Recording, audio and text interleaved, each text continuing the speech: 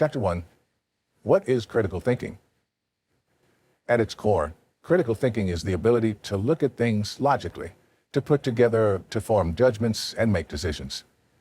Critical thinking was popularized in the critical thinking movement of the 1980s, which was born from the belief that the rote memorization methods in schools were not the best way to teach students. Instead, the movement suggested that children learn better when they can be hands-on, learning by doing and discovering concepts themselves. From that point onward, education became not just about imparting information through incantations and repetition and expecting it to be absorbed, but about teaching the students how to find their own connections and meaning from lessons, making them active participants in the process of learning rather than just recitation machines. The results were improved long-term memorization and strengthened skills that would be valuable for employers, ensuring that students graduated not just with knowledge, but with the tools to build that comprehension even further and grow and learn for the rest of their lives. Clearly, the movement was onto something, as the evolution to schooling was lasting and remains apparent in education even today, showing no signs of going out of style anytime soon.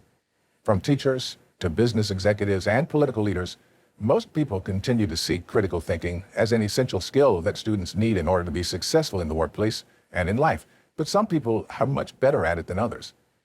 Those who look at solving problems with hard facts and statistics, who listen to people's wild stories with a critical ear, who fact-check and source their material, and who ask frequent questions, are good critical thinkers.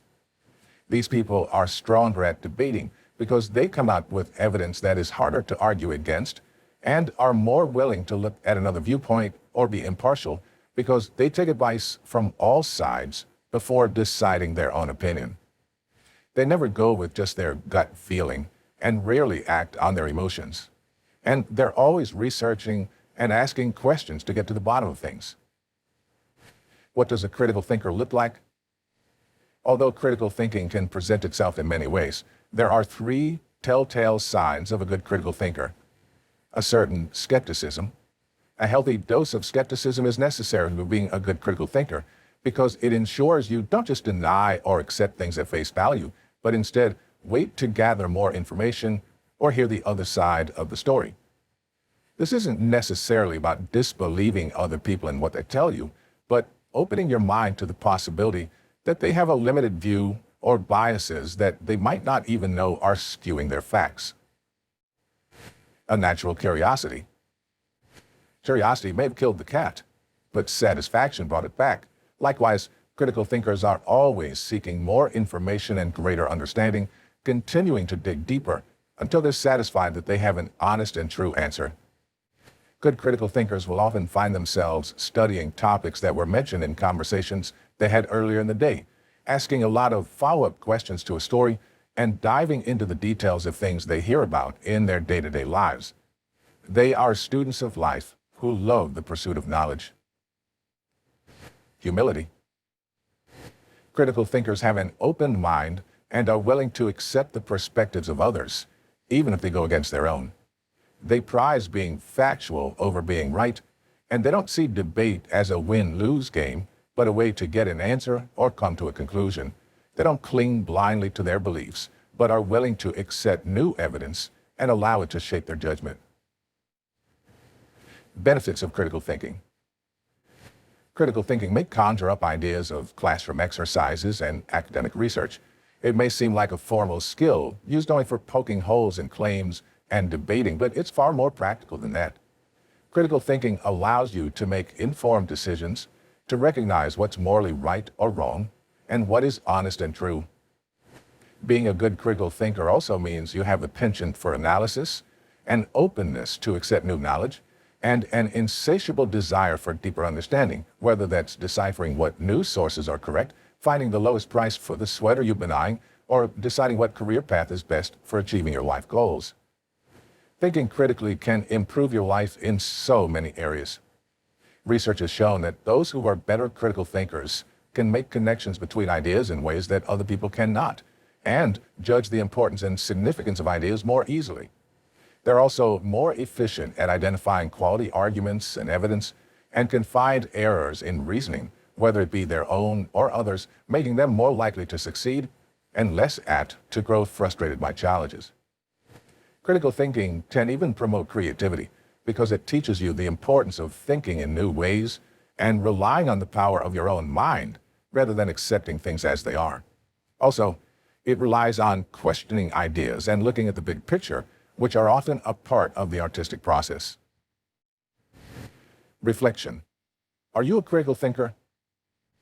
Use these questions to reflect on how you react when faced with problems. Make sure to be honest with yourself. No one's listening.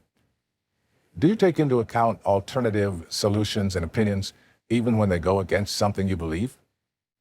Do you have a natural curiosity? Do you enjoy learning new things? Do you consider yourself to be a lifelong learner who enjoys seeking out new knowledge? Are you confident in your reasoning skills? Do you wait to pass judgment until you have all the facts?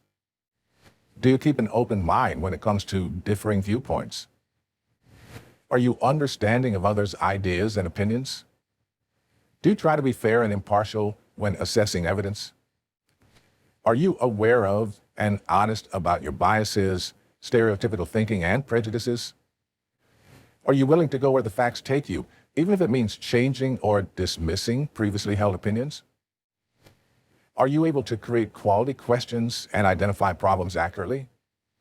Are you good at gathering, evaluating, and interpreting new information? Do you take the time to make sure the answers you find are correct and of high quality, rather than just relying on them being an answer to a given solution? Do you recognize your own biases and that of others, and try your best to overcome them? Can you effectively communicate your ideas and questions to others in a way that allows them to help you find answers and build off your ideas? If you can honestly answer yes to a majority of these questions on most days, then you just might be a critical thinker, but that doesn't mean this book can't help you. As you may already know, critical thinking is an ongoing process and can always be improved.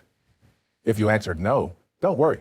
By picking up this book, you've already shown a natural curiosity and taken your first step on the right path to improving your reasoning. In the following sections, we'll explore some concepts for achieving deeper understanding and methods to upgrade your reasoning skills developed by some of the greatest minds on the topic. No matter how critical of a thinker you are or aren't, there are a few practical tips and tricks that can help you start to build your skills. All you need is a willingness to put in the time and effort and take on the mentality of a lifelong learner who's open to new knowledge. No matter who you are or your current skill level, if you open your mind and practice enough, you can hone your critical thinking abilities in a way that will make you more confident and enhance your quality of life.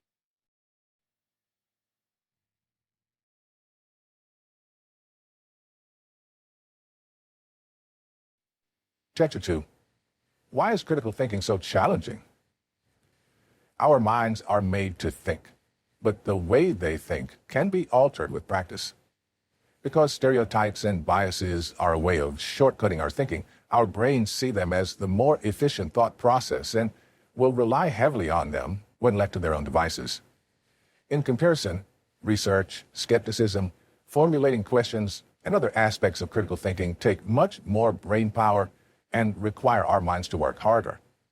To our minds, this is like deciding between going for a short walk or taking on a marathon. The walk seems much more doable and less strenuous, but if we practice running enough, the marathon will not be that difficult. Likewise, if we work our critical thinking muscles, our brain will find them more natural to use, and those longer paths will be worn in and made more accessible and welcoming. It takes a lot of effort to get to this point, just like it takes a lot of work to be able to run a marathon, but it will slowly become easier and easier with practice. Plus, the benefits are extraordinary. We can learn to break away from our biases and have a more open mind, allowing us to communicate and explore ideas, rather than becoming stuck in the same old cycles of reasoning. Non-critical, weakly critical, and strongly critical thinking. Critical thinking can be difficult because it's not black and white. Good reasoning comes in varying degrees. Sometimes your approach, or in others, will be better than other times, but that's okay. If you can recognize the difference between a critical approach and a non-critical approach, and be able to use your own critical thinking energy wisely. Being a good critical thinker is about taking the multitude of opportunities you have in a day to use your reasoning and deduction skills and putting them to good use with the limited resources you have. Our modern world is overpopulated with information, bombarding us from all sides. It takes a shrewd eye to pick out which ones are critical and significant sources and which have little to offer. Realizing how critical you or others are being in a certain situation will allow you to understand what kind of conclusion you've come to, or to establish how critical the material you're taking in is. Oftentimes, what appear to be good critical arguments on the surface are really just non-critical or weakly critical reasoning marauding as something more thorough. Therefore, the first step to critical thinking is being able to acknowledge when evidence is flawed versus when it's wrong, whether it's your own or that of material you're taking in. Non-critical. A non-critical approach is to accept information at face value without question or challenge. This is usually how we address material given to us by a trusted source who we assume we can put our faith into. But it can also occur when we agree with the opinions being stated, or when the explanation makes sense to us and leads to logical sounding conclusions. For example, we may read a news article and accept that the basis and statements of the piece are in line with reality, because we assume news articles are inherently well-researched and objective. Because of this, we don't look deeper into any inaccuracies or biases that may or may not exist. The problem with non-critical thinking is that it often relies on feelings and emotions rather than facts. These senses can sometimes be so overwhelming that we take them as hard evidence. When we trust a friend's judgment, for instance, it's usually based on our relationship with them more than it's about their actual knowledge or skills, yet we still see them as a reliable resource. Even if this friend is brilliant and often knows what they're talking about, it's a tricky situation to put your faith into someone so wholeheartedly. You may never perceive when and if they're wrong. It's important to remember that these feelings you have aren't tied to the information itself and don't necessarily make the claim true.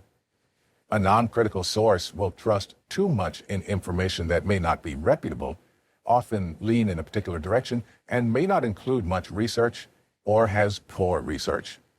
The red flag of a non-critical source would be that it doesn't list other sources or takes all its data from one place or person and doesn't provide much original material or analysis. Weakly critical. A weakly critical approach addresses inaccuracies or incorrect conclusions while still accepting the main assumptions or concepts presented. Weakly critical means being weary, but willing to accept the given statements. For example, being weakly critical of a new article would mean looking at any linked sources and background research used to see if it has been misconstrued or taken out of context, and examining the partisanship and standing of the newsroom the article came from. You may find when you take a closer look that the arguments it poses are quite flimsy, such as by taking all its data from one source or not including much thorough background research. To engage in a conversation with a trusted friend with a weakly critical approach, you may ask where they heard their information from or how they come to know so much about a certain topic. Remember that you're not necessarily looking to disprove something, but simply trying to look at how thorough that material is. Is it a file heaping with documents or a few slim bits of paper? Is it a textbook filled with small print or a leaflet? This will help you verify whether there's more you should look into or if the given data is sufficient. Skepticism, in a healthy amount, doesn't mean you're difficult to please or combative, but that you simply have the independence to make your own decisions. As Ronald Reagan often mentioned, the rhyming Russian proverb, trust but verify. A weakly critical source may be recognized by its minimal or limited research. In some cases, it may look like it has many sources, but these may come from the same place or from the same small group of people who are likely biased. It may come to conclusions or contain analysis, but it is usually minimal or overgeneralized. Strongly critical. In this approach, the material is taken apart and examined from every angle, investigating every piece of it, from the authority of the source to the soundness of every piece of evidence. Other research is also taken into account at this stage to reveal whether the stated stance is an outlier or is in agreement with others. Assumptions and biases are looked at, and errors or weakness in reasoning are sought out, not only in the information itself, but in others that it cites as sources. If you took a strongly critical approach to dissect a news article, you would look into the predilections of the media outlet and its standing, and perhaps even those of the author. You would not only look at the sources cited, but also go a step further into doing your own research and seeing if the same results come up or if there are differing theories. You might find that quotes have been taken out of context, that statistics and data have been copied without being bothered to be analyzed, that facts have been conveniently left out, or that sources have been disproven. Or you could find that the piece checks out, and through your investigation, have an even greater understanding of the topic that you can use in the future. To be strongly critical of a friend would mean that you ask follow-up questions and inquire with other people about their thoughts on the matter. A strongly critical source will have a lot of analysis and research that comes from a variety of places and will have an objective stance. It will rely on facts more than opinions and will be verifiable by other sources. Uncritical, illogical thinking.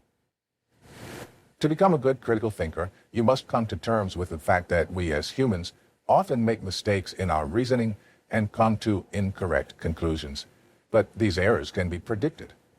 Awareness of your propensities and common mistakes will strengthen your critical thinking skills and make you less likely to blunder. Psychologists have sorted these mistakes in reasoning into two major categories: hot or motivational illusions and cold or cognitive illusions. Hot illusions are founded on feelings and emotions.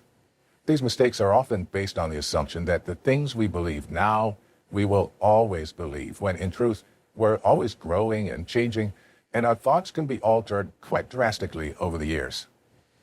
Cold illusions are errors in thinking, such as biases, mistakes in reasoning, or incorrectly identifying a problem. Unfortunately, both types are hardwired into our brains.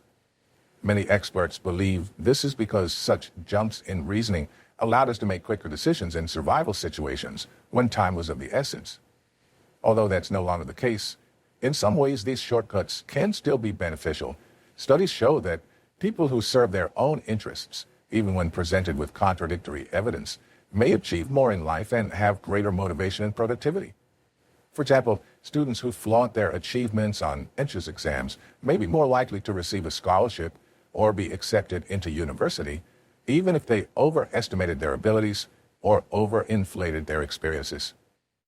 However, this tendency can too often lead to poor outcomes in the long run, resulting in decision-making and preparation errors, because they feel that unfortunate circumstances and negative implications won't affect them. This attitude will also inflate their ego, making them feel superior to those around them in a way that can ostracize them and contribute to reestablishing biases and stereotypes. This will limit their viewpoint and make them less open to new information and experiences, and less willing to take on new knowledge that will allow them to grow as a person. The Linda problem. The way our brain relies so heavily on assumptions and biases is a phenomenon that's been studied by experts in the field for decades. Slowly but surely, discoveries have been made that have allowed us to understand how to navigate them, such as that of the conjunction fallacy or the Linda problem. In 1883, psychology professors Amos Tversky and Daniel Kahneman conducted a study on unintentional bias by presenting a group of student participants with the following scenario. Linda is 31 years old, single, outspoken, and very bright. She majored in philosophy. As a student, she was deeply concerned with issues of discrimination and social justice, and also participated in anti-nuclear demonstrations. The professors then gave the students a choice between two possible statements that would apply to Linda to see whether they would draw on preconceived stereotypes to make their decision when given so little information. Linda is a bank teller. Linda is a bank teller and is active in the feminist movement. Although nothing in the description would lead participants to believe Linda would be a bank teller, it had been written in a way that suggested that she would be active in social justice, such as the feminist movement, But for the second option to be true, the first must also be true. Statistically, two pieces of specific information are always less probable than just one, making the second choice mathematically less likely to be correct. If that goes against your instinct, as it might, think of it this way. If you were asking the likelihood that you would be struck by lightning, you'd probably say it's pretty rare, right? But if you were asked the likelihood of being struck by lightning while being bitten by a shark, you would say it would be almost impossible. Both are very rare occurrences, so the likelihood they would both happen at the same time is so small, it's almost non-existent. Being a bank teller and a feminist are much more likely things to occur in day-to-day life, but they are still less likely to occur together because it relies on one already being true. Yet, you probably found yourself leaning towards the second option, didn't you? You're not alone. 86% of participants chose option 2 as well.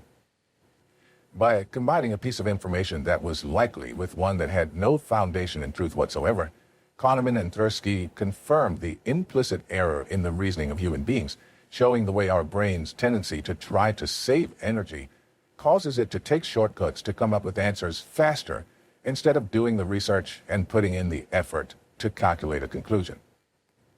When participants looked at the answers, their brain made the connection that being active in the feminist movement made sense with the description and had some relation. Therefore, their minds filled in the gaps and assumed that Linda must be a bank teller and chose the second option as it appeared to fit more specifically with the facts given, even though there was nothing to back up that belief.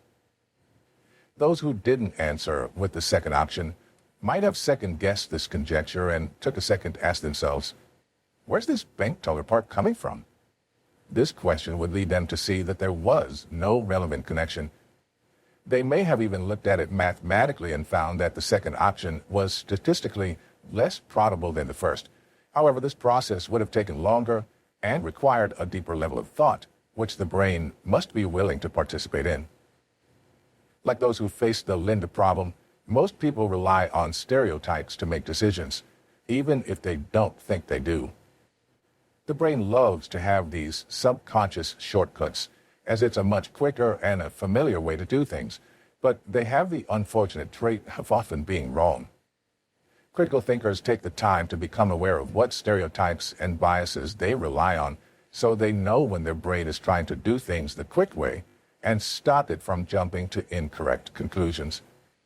This is a constant battle, but unnecessary one if we want to have profound and objective analysis that allows for greater understanding and more truthful and factual results. The problem with eyewitness accounts and memory. Not only does the brain like to pretend that our assumptions and emotions are good source material, it also tends to lead us to believe that its memory is more capable than it is. The longer it's been since an event has passed, the more likely it is that we'll see it as fact, even though it isn't.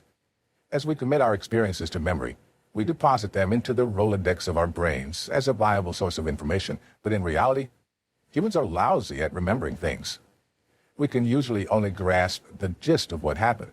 These interpretations can also be misconstrued or misinterpreted by ourselves or others.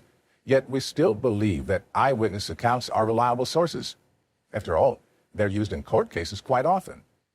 But these testimonies are only taken into account when they can be backed up by others. This is because two people can see the same thing and describe it in contrasting ways. This may simply be due to their view of the event or for a host of other reasons. For example, their opinions and biases could have altered their perspective on the matter. Who they talked to about it afterward might have swayed their perception, or their feelings and emotions at the time might have affected their memory.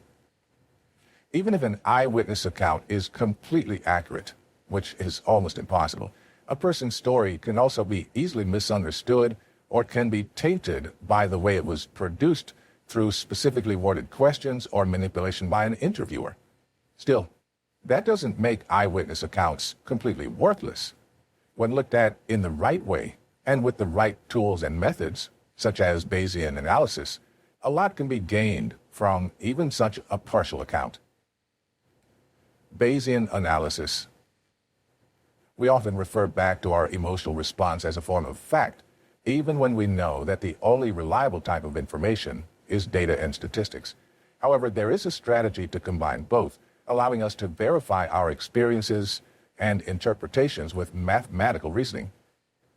Probability and statistics are powerful tools for a critical thinker. When used correctly, they can create hard data to back up or discredit what would otherwise be shaky reasoning, allowing us to investigate our hot delusions for deeper truths. This can be achieved with what's called Bayesian analysis.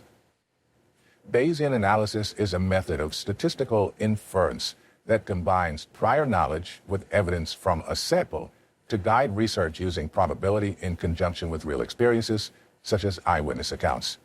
For example, if a witness was asked to identify a car in a hit-and-run accident and said that the car was blue, Bayesian analysis would compare this new data with the likelihood of the car being blue to see the probability it would be correct.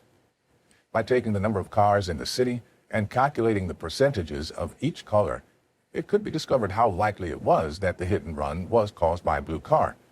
For example, if 85% of cars in the city were green and 15% were blue, this would mean that a blue car would be less likely to be the culprit. Although this doesn't disprove the witness's statement, it does create greater context and clarity on the situation.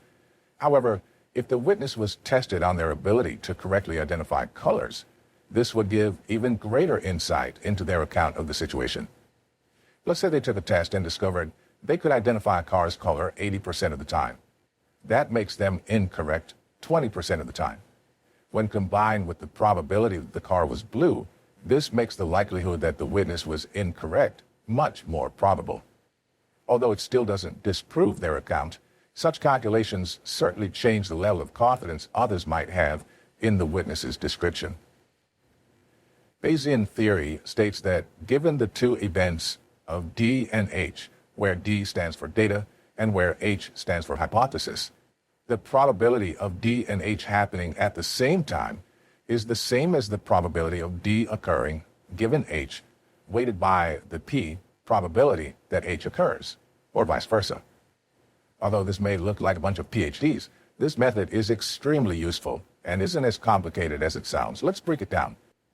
First, decide on your data and hypothesis. We know that our hypothesis is that the accident was caused by a blue car. You might want to say that the data is the percentage of blue cars in the city, as this gives a nice round number, but in truth, the data is that the witness said that the car was blue, because that is the baseline evidence. Now, all that's left to do is to input our calculations into the formula to replace the letters. P of H becomes 15% for the 15% of cars that are blue in the city. P of D refers to the probability of the data. In this case, that would be the likelihood that the witness's statement is true, or 80%, as decided by the test that showed the witness could correctly identify the color 80% of the time. When we put all these into the formula, we come up with 0.8 times 0.15 plus 0.2 times 0.85 equals 0.29. The witness was right 80% of the time, which, when multiplied by the 15% likelihood of the car being blue, based on city statistics, 0.15 times 0.80, results in a 12% chance that the car was blue. But the unlikelihood must also be taken into account. In other words, there was an 85% chance the car was green, and a 20% chance the witness would incorrectly identify the color, 0.85 times 0.20, resulting in a 17% chance the car was green. Adding this together, 0.17 plus 0.12, we come up with the results that the witness would identify the car as being blue 29% of the time, or 29 times out of every 100 accounts. However, this doesn't factor in whether the witness would be right or wrong. To figure that out, we'll need to take one more step. Since the witness was correct 12% of the time, we can divide that likelihood by the number of occasions the witness would choose blue, 0.12 divided by 0.29, and find that the witness would be correct in choosing blue 41% of the time. Now we have an answer. Sort of. This percentage can't tell us whether the witness is correct or not, only that they have a 41% chance of being correct. Even if there was only a 1% chance, it would still be possible that the one blue car in the city happened to be driving by and the witness took a shot in the dark despite being very bad at distinguishing colors and was correct. But in that case, it would be very unlikely they were correct. This background research gives us a lot more context than if we'd just taken the witness at their word. A 41% chance of being correct is fairly good, but not overwhelmingly positive, giving us some reason to doubt their account. This may mean we want to bring in more witnesses or look deeper at the facts than if they had, say, a 90% likelihood of being correct. Reflection.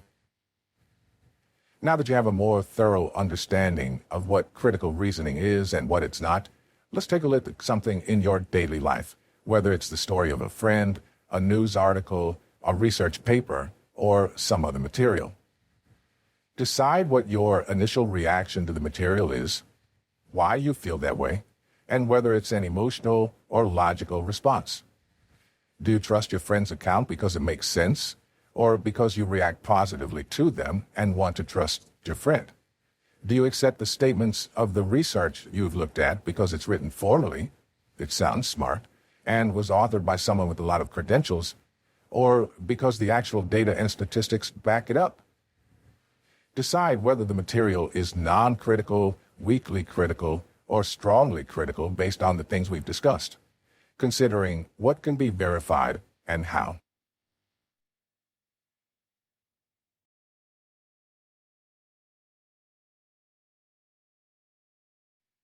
Chapter 3. The Essentials of Critical Thinking.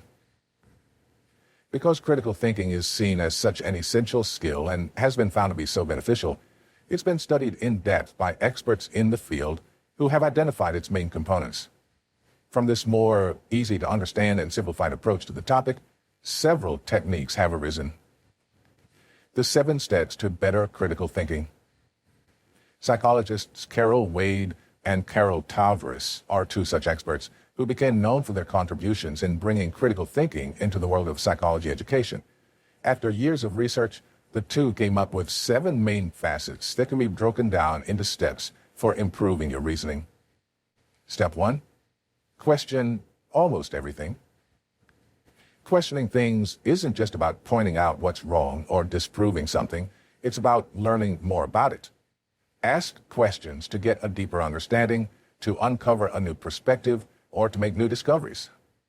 Questioning requires that you allow your mind to wander when information is posed, letting it meander through possible streams of thought, while trying to steer it towards new and unanswered theories. Then consider, why was this part of the problem or theory previously ignored? How did we end up where we are? What's wrong here? Why is this the way it is instead of another way? These questions will help to guide you in predicting whether a path of thought is worth pursuing or not. Step 2. Articulate the question. Allowing your mind to probe an idea is one thing, but nailing down that idea and forming it into something fully developed is a whole other level of difficulty. Yet, it is a necessary step. Only by creating that question and actually posing it will you get answers. Asking a question may seem simple, but if you're actually trying to get an accurate answer, it has to be done correctly. Human nature dictates that we try not to be proven wrong, subconsciously making us phrase inquiries in ways that urge others to agree with us or give us the response we're looking for. For example, can't we all agree that this is the right path forward? Will elicit a very different answer than, do you think this is the right thing to do? Although agreement and predictability may be comfortable, they don't lead to many discoveries and optimal growth opportunities.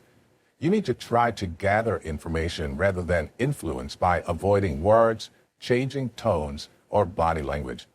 This is incredibly difficult, as you may not even be aware that you're unwittingly asking for agreement. But by reading these lines right now, you're becoming more self-aware. Familiarize yourself with your tendencies of tweaking your inquiries. The earlier you get a handle on this, the better. You will gradually get a grasp on the works of your subconscious. You'll be able to catch yourself when you're phrasing a question a particular way. Ask yourself, what is my intention with this question? Do I seek agreement or do I seek the truth? How would I reply to my question? How could I phrase my question differently to avoid implying a desired answer? The more you self-test your questions, the more adept you become at critical thinking. You'll learn more about how you think and act and why. Step 3. Examine evidence and biases. Now that you've created your question, it's time to start answering it. Consider what goes against and what agrees with your argument while being cognizant of biases and assumptions. Biases are tricky because they may lead you to believe you found an answer, when in reality, it rests solely on opinions or feelings rather than evidence. Biases are hard to address because they usually run so deep within our beliefs and experiences that we don't always notice when they emerge. Not only do you have to worry about your own biases, but those inherent in the material we consume. Other people impart their biases all the time, whether they realize it or not, a fact that must be taken into account when researching. From the stories told to us by friends to articles written by experts online, when we take in information, we must always be conscious of the lens it's being viewed through, whether it's our own or another's. Step 4. Don't let emotional reasoning hold you back. Not only can biases get in the way of allowing you to be a good critical thinker, but so can your emotions. It's hard to separate our feelings from a subject, but it must be done in order to get to the bottom of an issue. Going with an idea just because of your gut, or believing in something just because you feel strongly about it isn't wrong, but it isn't critical. You must always ask yourself whether what you're looking at is a fact or a feeling. Too often the two will be intertwined and you'll have to extricate them. You must also do this with information others give you, who may not accept how their emotions are tied to their experiences and have muddled the facts, creating an impression of the situation that may not be rooted in the reality of what happened at all. Step 5. Avoid overgeneralization. Overgeneralizations are the enemy of critical thinking. They give the impression of having an answer, but are really so vague or simplistic that they do nothing to solve the problem. A good critical thinker doesn't stop at level 1. They continue climbing to get to the real insights so they can have the full picture of the situation. When we allow ourselves to achieve only the most obvious level of discovery, we close ourselves off to greater possibilities and discoveries. This goes against the core values of critical thinking, to be open and objective to interpreting information, and to use reasonable judgments to find potential explanations and solutions to problems. Step 6. Think again. Just because you found one answer doesn't mean it's the only one, or even the right one. You must resist the urge to accept easy judgments, even when they seem to be backed up by evidence. Go further and ask yourself what other explanations there could be. Try to step out of your own shoes and factor in other perspectives when doing this, taking into account how other people's opinions and sides of the story may factor into the overall picture and provide new comprehension. Consider whether the conclusions can be corroborated. Bringing in new material and observations will always make an argument more thorough. Step 7. Accept uncertainty. It's human nature to want to be right, to want to know everything. But good critical thinkers can escape this instinct and accept uncertainty because they know that it's not just about finding an answer, but finding a good answer. When we have a problem or a question, we want to get to the bottom of it as quickly as possible to feel the relief that comes with the solution and move on with our lives. But the quickest way is not always or even often the most correct. Critical thinking takes the long way around, but it's worth it in the end to get to a better and more resolute destination. However, that journey takes a bit more patience and work and comes with a lot of uncertainty. Even the best critical thinkers don't always find an answer because not all questions have one. There may be multiple solutions, or it may be impossible to answer them at this period in time or with the information that's available.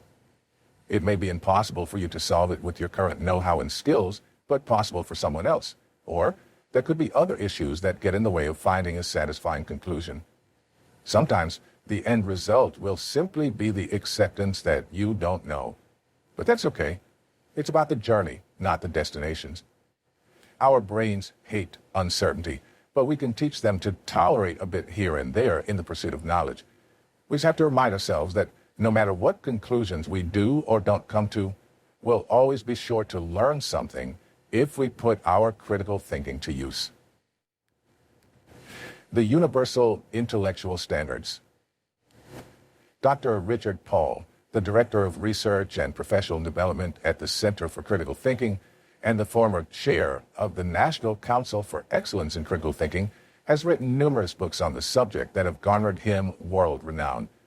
His wife, Dr. Lena Elder, is also an accomplished expert in the field and an educational psychologist, author, teacher, presenter, president of the Foundation for Critical Thinking, and executive director of the Center for Critical Thinking.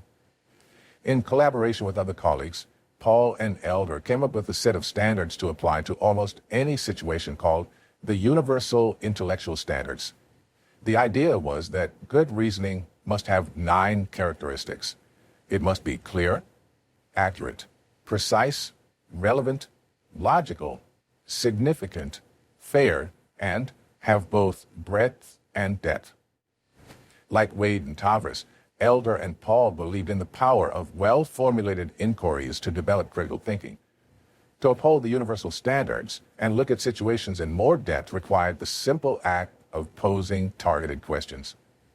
For example, clarity. Can you explain in more detail? Can you provide examples? Accuracy. How could we verify that? Do any other sources support those findings?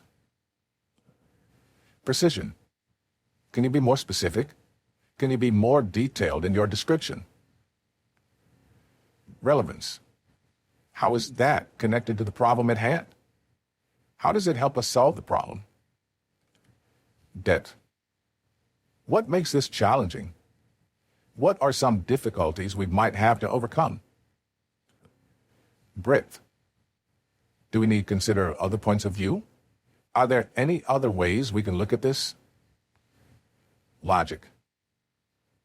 Does this information make sense with the other information we have? Does this go along with the evidence and fit into the bigger picture? Significance. Is this the most important thing we should talk about? Which idea is the most important for us to address? Fairness. Have all perspectives been heard and represented? Are any of the facts being altered to support a certain opinion over others? Are all points of view being given equal attention? Using these questions could help develop one's critical thinking skills into an automatic ability by creating natural paths in the brain that would encourage it to be more careful and thoughtful, rather than relying on simple, one-sided biases and stereotypes to fill in gaps in information and jump to solutions.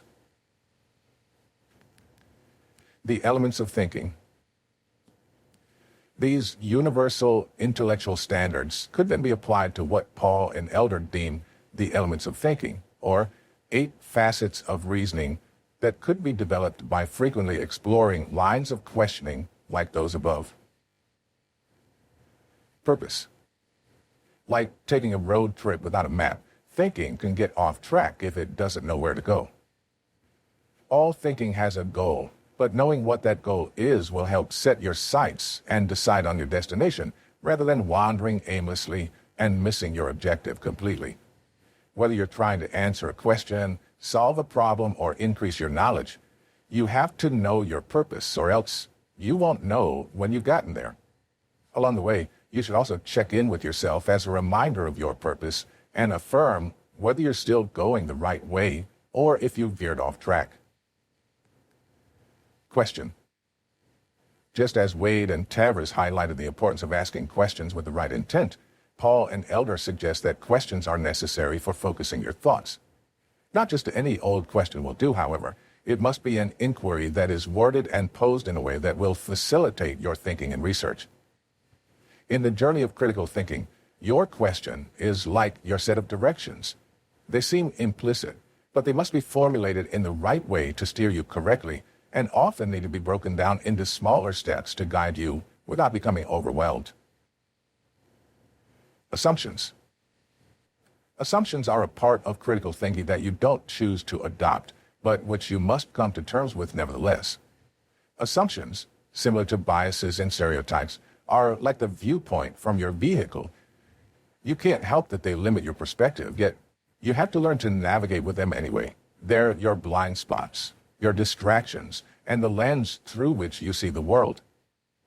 The view from a tinted window would be different from that of a clean, clear windshield, but it can be hard to grasp how the state of that window affects you, especially from within the car, because you've gotten so used to the way you see and deal with these issues subconsciously. Therefore, you must be careful and always ask yourself whether your perspective is supported by evidence or feelings and beliefs. Points of view. A passenger sees the world outside the car differently than the person in the back seat. If a person in the back seat sees a bird in the road and the passenger sees a flock, but the driver sees nothing, that doesn't mean that the former two are wrong.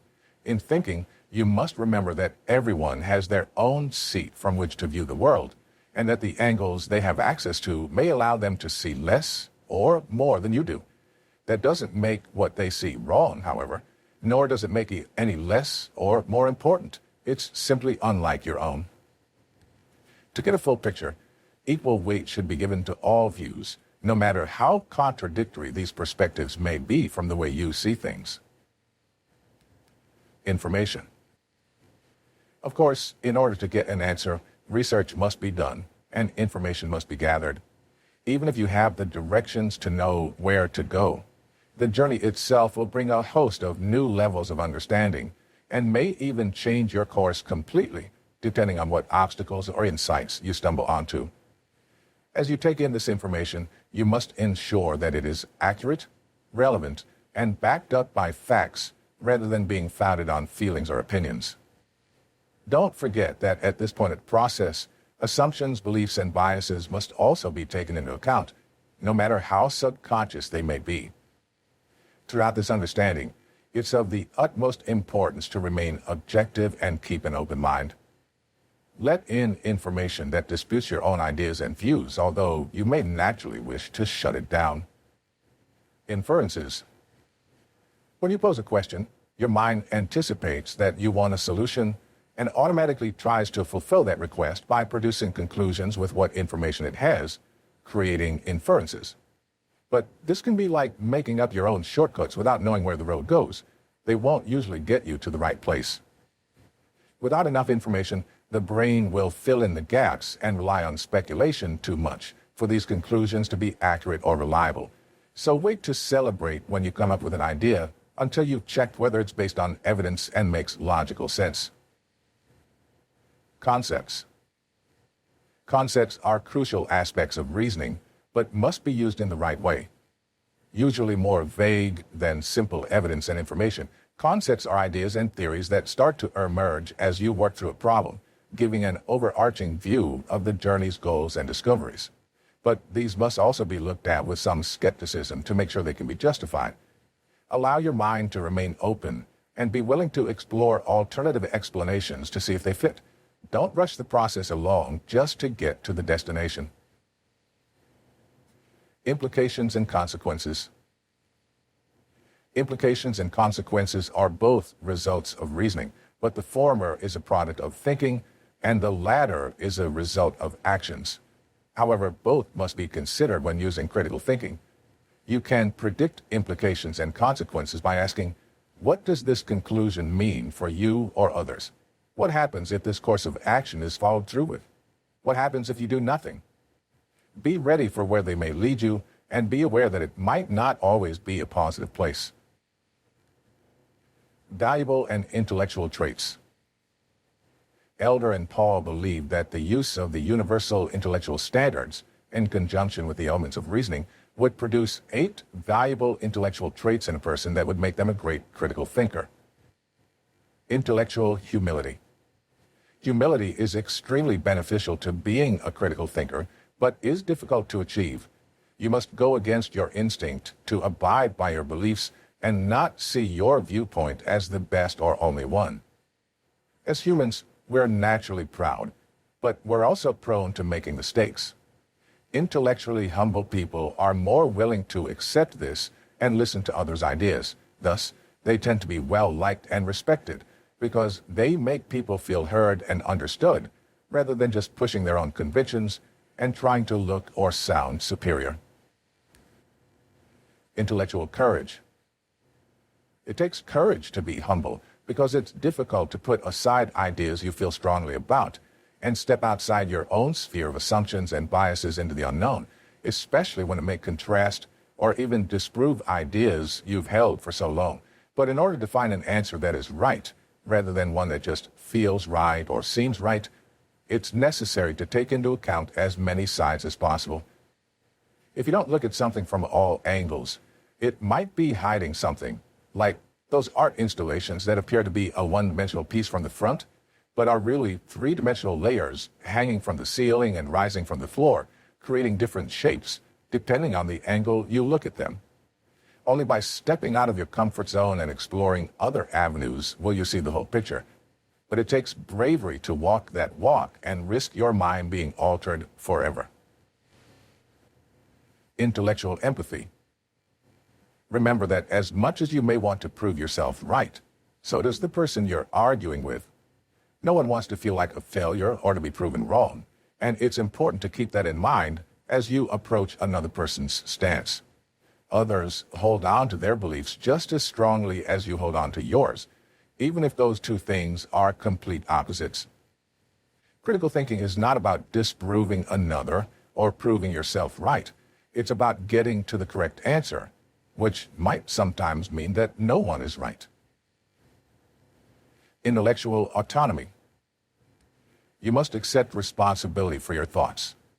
Don't accept opinions easily, but with careful and due diligence. Intellectual autonomy means avoiding following others just to fit in or being swayed to another side. It's about standing up for yourself and making your own decisions based on proof, even if it means it sets you apart from everyone else. As Shakespeare once said, "This above all, to thine own self be true." Even when it seems like you should go with what others are saying, if you always follow the evidence and keep your skepticism intact, you'll be more likely to be correct. Intellectual integrity. Intellectual integrity is holding yourself and everyone around you to high standards of basing arguments on proof rather than feelings or flimsy opinions.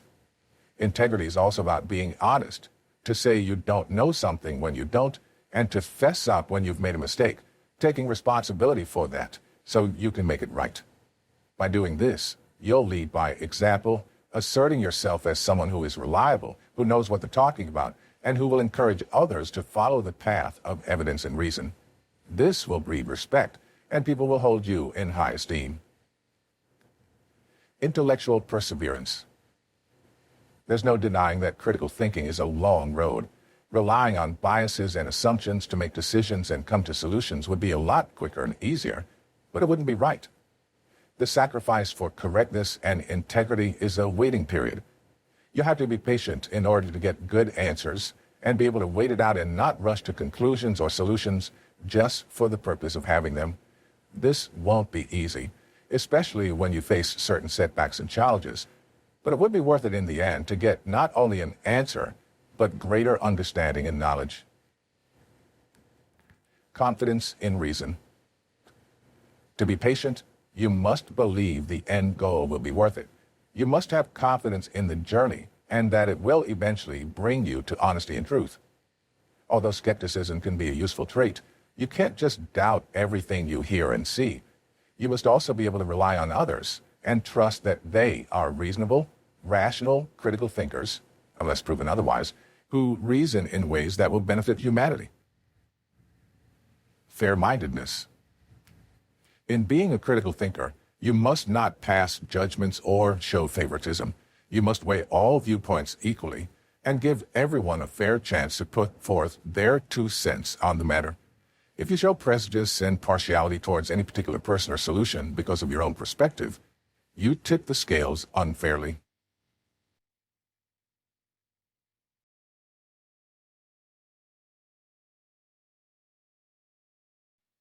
Chapter 4. Emotions, Assumptions, and biases. There's a story from ancient times about Socrates standing at the gates of Athens with a young Plato when a young wayfarer walked by. As he walked past, the wayfarer asked Socrates, "Tell me, old man, how are the people of Athens? I heard that people here are quite unfriendly and treacherous." "You're right," Socrates replied. "People you'll meet in Athens will be unfriendly and treacherous." The stranger frowned, took a deep breath, and headed toward the city in a foul mood. A few minutes later, another wayfarer arrived at the town gates and asked Socrates, "Tell me, old man, how are the people of Athens? I heard that people here are very welcoming and amicable." "You're right," said Socrates. "People you'll meet in Athens will be welcoming and amicable." As the second visitor entered the city with a smile on his face, the young Plato couldn't contain his curiosity. "Master, you told a lie to one of these people. You presented Athens in quite different ways." "I didn't lie to either of them," said Socrates. "What they believe, they shall find." Moods and thinking. This story speaks to human nature and our tendency to accept what we assume and anticipate. More often than not, our mood is the deciding factor of how we approach or experience things. Our emotions are so powerful that they change our perspective about the information around us. Yet we may never even realize the extent of how much our thoughts affect our reality. When someone asks us what we think about something, we often answer with how we feel rather than with logical statements. This is an unconscious and unintentional part of our intuition that recognizes an answer must be found quickly and reaches for the thing that's closest and easiest to grab. Feelings are quick solutions because they emerge readily and take no research or analysis to understand or formulate, but they're often wrong. We trick ourselves into accepting we've found a satisfying conclusion when really it has very little substance beyond what we believe and feel.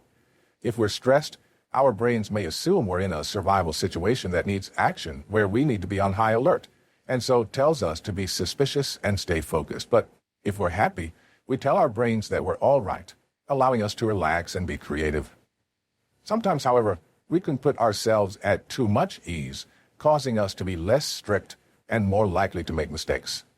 The ideal is somewhere in between, where we can be quick to action but slow in thought. A difficult balance to achieve. The science behind our biases. Our desire for the world to make sense often wins out against our desire to be right. We piece together gaps in our knowledge by creating stories and beliefs so that we don't have to face the unknown. As humans, we are adept at underestimating our own ignorance. We don't know what we don't know, and we're usually okay with that because if we did, we wouldn't be able to be as confident as we are. Due to our fight or flight survival instincts, our brains want to make decisions as quickly as possible. Therefore, our minds are quick to jump to conclusions and make connections with stereotypes, biases, and assumptions. Thinking takes a lot of our energy and attention, which our brains don't like to use up if it's not absolutely necessary. Dr. Kahneman calls this way of thinking in shortcuts fast thinking, which is in direct contrast to slow thinking, or taking time to evaluate and set a course of action for a situation. Dr. Kahneman also refers to this fast thinking as System 1, or the instant, unconscious, automatic, emotional, intuitive thinking, and slow thinking as System 2, or the slower, conscious, rational, reasoning, deliberate thinking. Where fast thinking is a gullible and quick-to-action young chap, slow thinking is like a ponderous old man full of wisdom. Both types of thinking have their time and place, and their pros and cons. Fast thinking allows you to check in with your worldview and baseline of normality, but it can be quick to believe things without evidence and isn't great at examining information. Meanwhile, slow thinking helps you slow down to ponder more deeply, but will take its toll on your energy reserves and require much more time and effort. Thinking slowly goes against human nature because it takes more time and effort than our brains want to give to problem solving and acts against our survival instinct.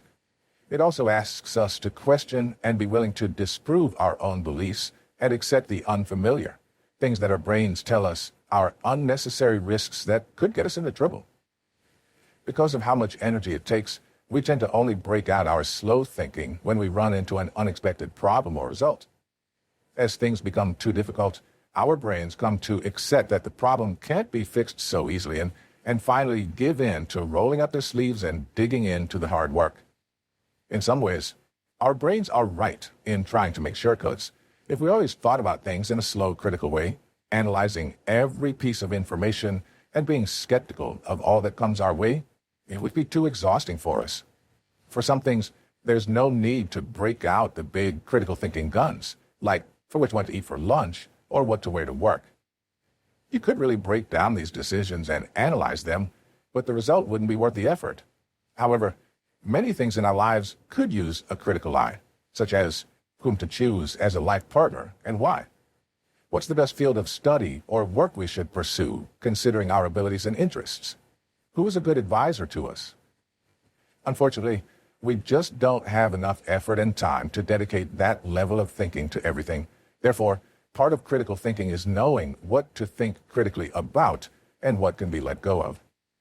Sometimes you'll have to settle for a middle ground.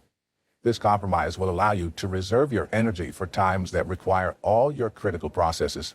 For example, slow thinking should be used when we're more apt to make mistakes, such as when we don't have much information on the subject and might jump to conclusions. It's easiest to slip into fast thinking when we need it the least. Slow thinking is an invaluable skill, but one that doesn't come naturally and must be built and exercised repeatedly to become more readily available. Slow thinking only really occurs in groups or businesses which tend to take a longer time to change or make decisions on things and have procedures in place to ensure alterations aren't made in haste. To tame fast thinking, you can create your own procedure too. The first step is to take a breath to avoid making snap decisions. Then, you can use the methods of Elder and Paul or Wade and Tavris to work through your reasoning. Jumping to conclusions. When things occur too rapidly for our logical side to catch up with what's happening, we tend to jump to conclusions and take things as they are. Kahneman refers to this as a what we see is all there is mentality, assuming the existing information is all the information.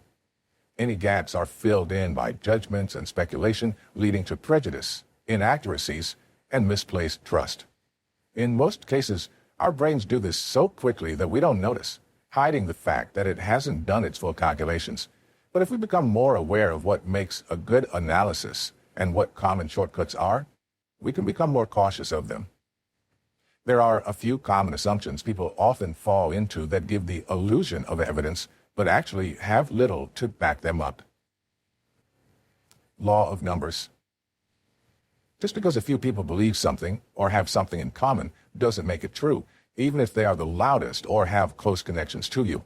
You must look at a greater population before taking into account people's opinions and experiences to know whether their results have been skewed by sample size to avoid making an overgeneralization about a larger group or trend. Illusion of understanding. Happily ever after is the type of ending we've become familiar with, perhaps to a fault. We like stories that wrap up nicely and neatly and are more willing to accept them, even if it means cherry-picking what goes into that story so that the narrative makes sense, dismissing and conveniently forgetting things that go against the grain and ruin the overall arc. Overly optimistic. Being optimistic can be a good thing, unless it goes too far. Becoming overly confident in good results can lead you to take unnecessary and ill-advised risks and lack preparation for possible failures and mistakes. Optimism must be realistic if it is to be successful, otherwise it will cloud your decision-making abilities. Overconfidence. When we believe too strongly that we're right, we won't be able to accept we're wrong when we are. For example, Kahneman found that CFOs of large companies who were more resolute in their predictions of how S&P 500 companies would do in the next year had no greater chance of being right, but were more confident in their companies. Thus, they were more willing to take greater risks with their business. But these risks didn't always pan out the way their overly optimistic minds predicted. As humans, we're not very good at judging ourselves or our abilities. Thomas Gilovich, a psychologist at Cornell University, conducted a survey of 1 million high school seniors asking them to rate their leadership skills. The results showed that 70% of participants thought themselves to be above average, with only 2% believing they were below average, an obvious statistical impossibility.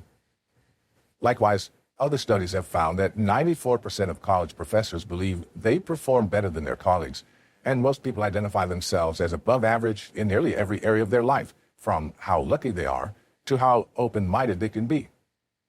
This overconfidence works the other way, too. The majority of people feel they're less likely than others to make mistakes, which is obviously a mistake. Loss aversion. Loss aversion is the opposite issue to overconfidence, but both lead to the same outcome: poor decision-making. Someone who is loss averse avoids risk to their detriment, and the other takes far too many. Losses carry twice as much weight as gains and are much more memorable.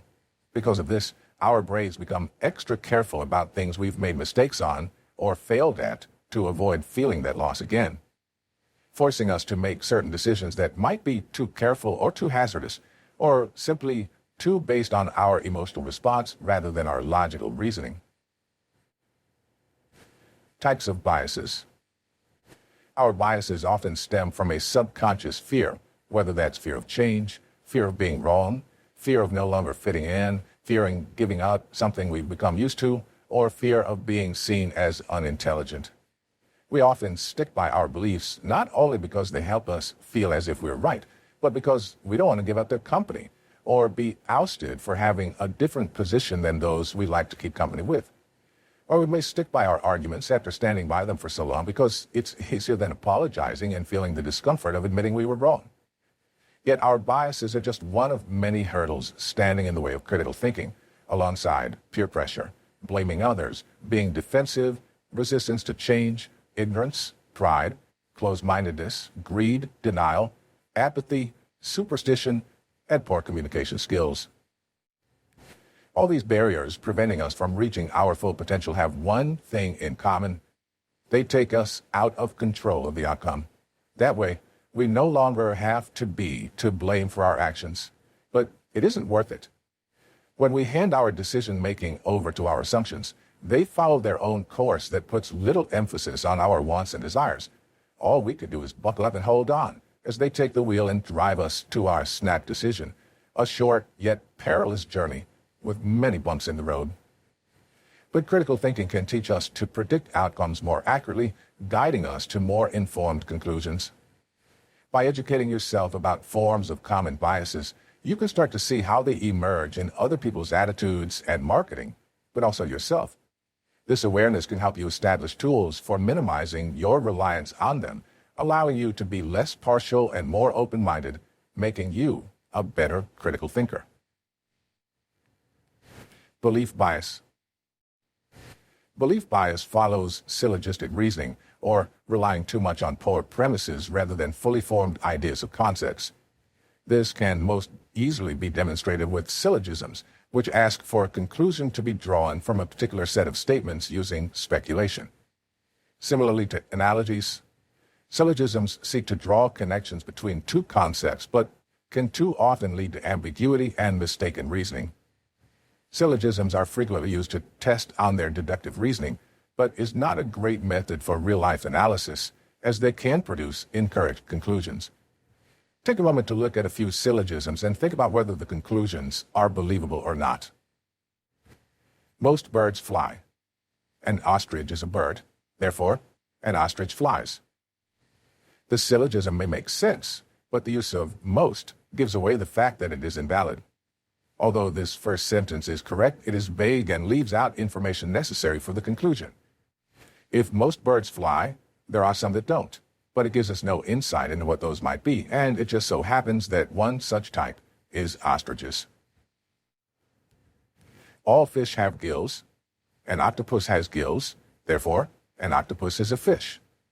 Again, this statement creates an overgeneralization that leaves out pertinent information. Although all fish indeed have gills, not all animals with gills are fish. An octopus may have gills, but it is a mollusk. Colorful snakes are venomous.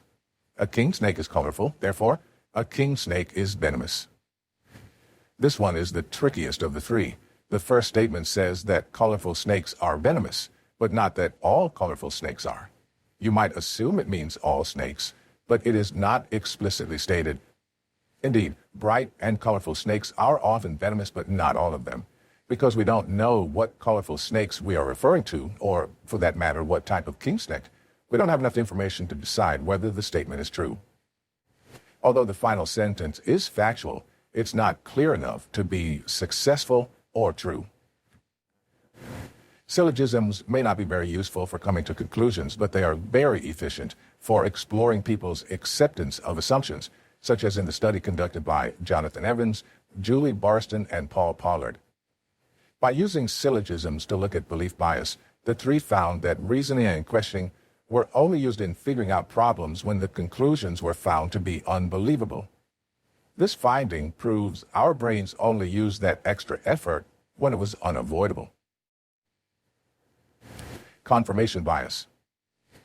We like being right, and we like when people agree with us.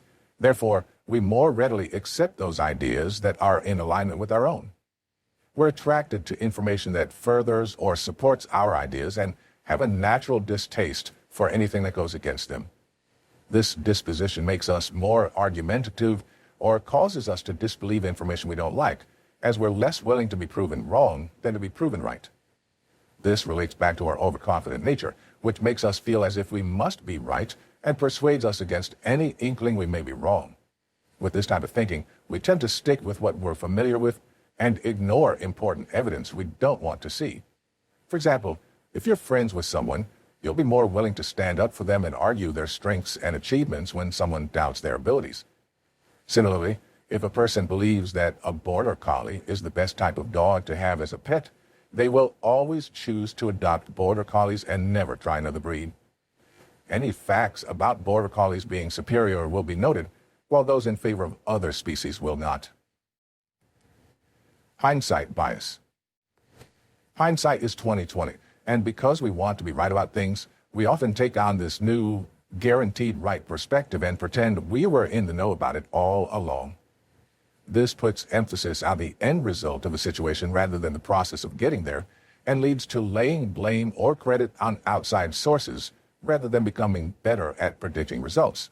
For example, a person may watch a lottery drawing and upon seeing a certain number come up, express that they were going to buy that ticket.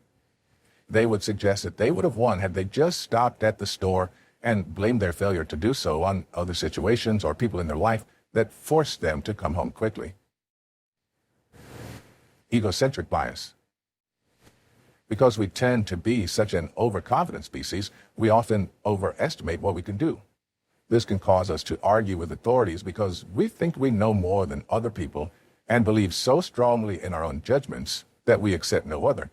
We may also end up attacking a person rather than their argument in order to try to win and make them feel inferior. For example, saying something is stupid rather than saying their arguments are unintelligent. Egocentrism often comes in the form of phrases and thoughts such as, "It's true because I believe it." "It's true because we believe it." Sociocentrism. "It's true because I want to believe it." "It's true because I have always believed it." "It's true because it is in my personal interest to believe it." Marketing and manipulation. Our biases aren't just something we use as a crutch, but something others use to manipulate us. Often, these people may not even realize how much they may be influencing us, and neither will we, unless we watch out for it. The same goes for us controlling others. However, there is one place where the manipulators are well aware of how they use our assumptions against us. Manipulation is most commonly found in marketing.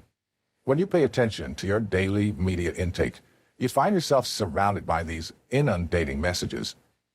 A large chunk of an hour-long television show is peppered with commercials.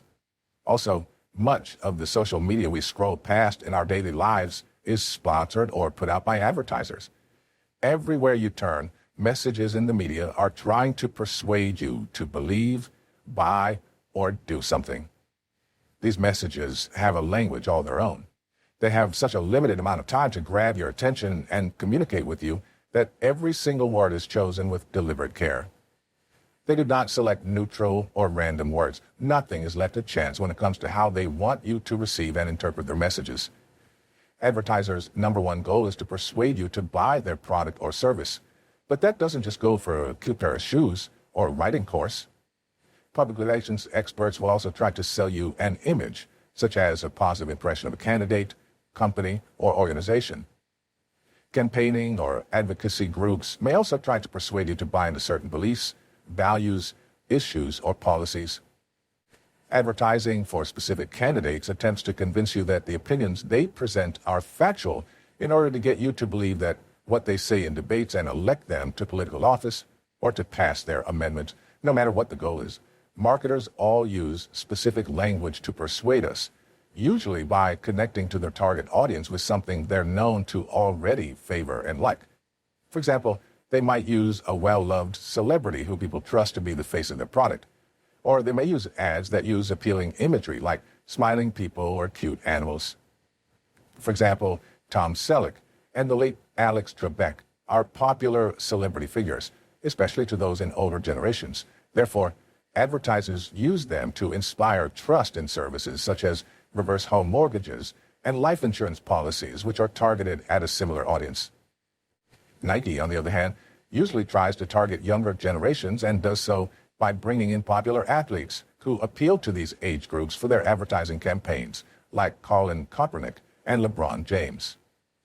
When it comes to creating a positive image for a candidate running for office, you'll probably see commercials depicting them as being involved in their community or as very committed and close to their families, showing imagery that would suggest they're relatable and trustworthy. Or you might see those campaigns and advocacy groups that seek to create a negative image of an opponent and try to evoke a feeling of anger or fear in the people who see the advertisements to bring them to their side.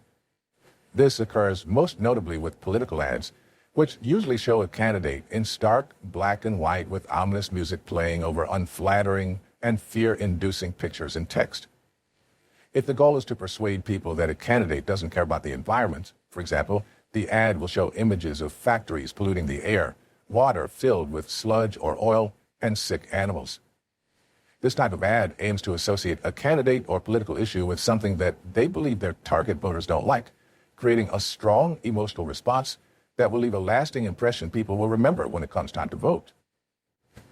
The horror stories depicted in ads are often exaggerated, irrelevant to people's lives, or use selectively chosen information or even skewed facts and figures. Still, they successfully generate a strong and lasting emotional transfer in their target audience through their use of implied association. Those who are savvy in marketing know their target audience well and are adept at tailoring their message in such a way that it will be extremely persuasive to them, sometimes imperceptibly.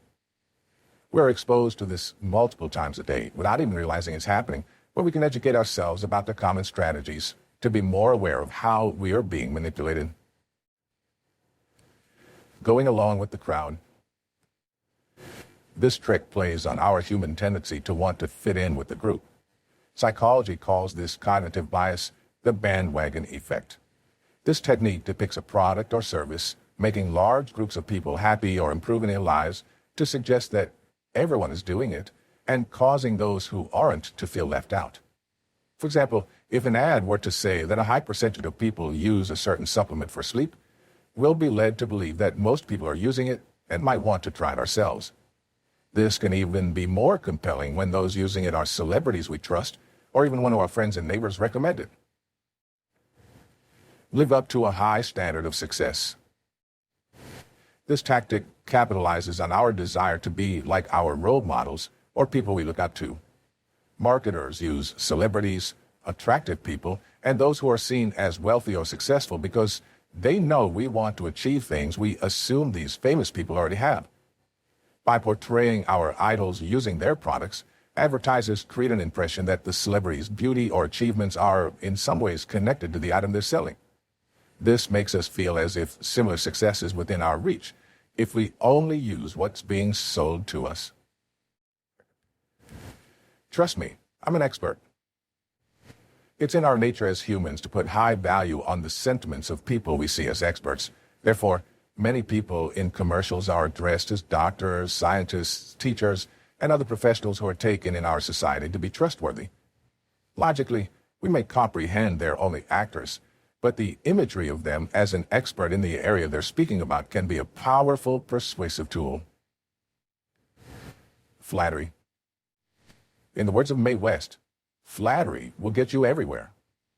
Marketers know that everyone likes to be complimented, so they'll go out of their way to make their target audience feel special, as if they value their opinions, purchasing decisions, and judgment. That loving feeling.